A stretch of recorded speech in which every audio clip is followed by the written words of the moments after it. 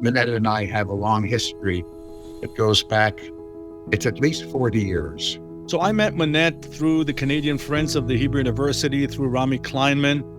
And I must say that we clicked from the first moment we met because she is about the community. I love people that are about the community, and she's curious, and we became great friends. And I'm so grateful for Rami Kleinman and the team at the Canadian Friends of the Hebrew U for making that introduction to a person who really will become a lifelong friend, as I hope. She's my partner, she's my friend. She's somebody that I look up to and been in many, many, many things, a mentor, learning from her in every single area that's can. Such a learned person. For our first meeting, until today actually, she's been a great friend, a loyal supporter, and someone who I know will always have Hebrew University's interests at her heart. That's how I would describe the friendship. It's one of trust. It's one of help. It's one of passion. It's one of lessons.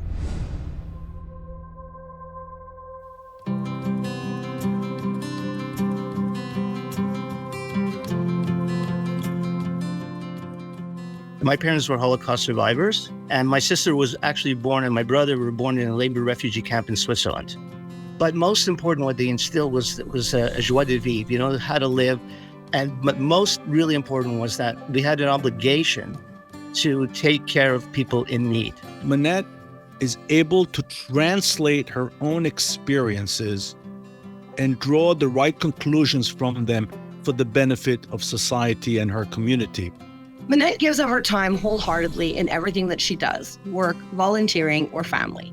She often talks about life being a dance between passion and fear, and how you have to let passion take the lead.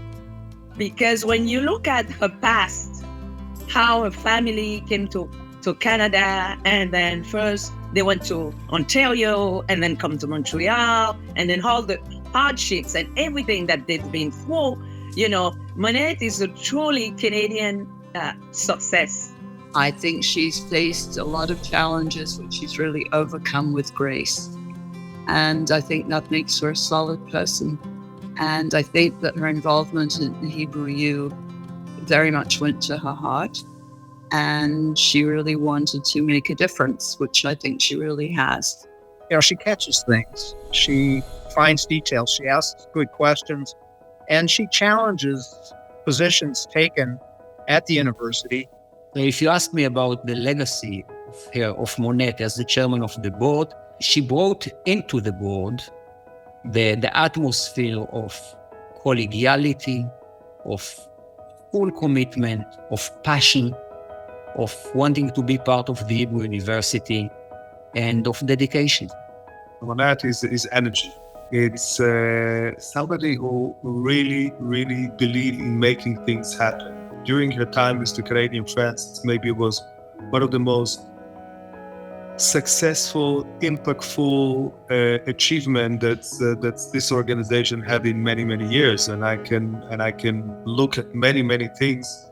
The board success, the board changes, the big projects that we was doing. Definitely the Einstein Museum is part of her leadership and legacy that will be there forever and for years to come. It didn't take long for other people across Canada to get to know her as the Montreal president, for people in Israel to get to know her. And of course, it was just a logical step for her then to become national president of all of Canada. I think Monette has a quality that most of us don't have. She is really an authentic person, and her authenticity goes beyond friends and family. She is passionately involved. She is very attentive to everything that goes on.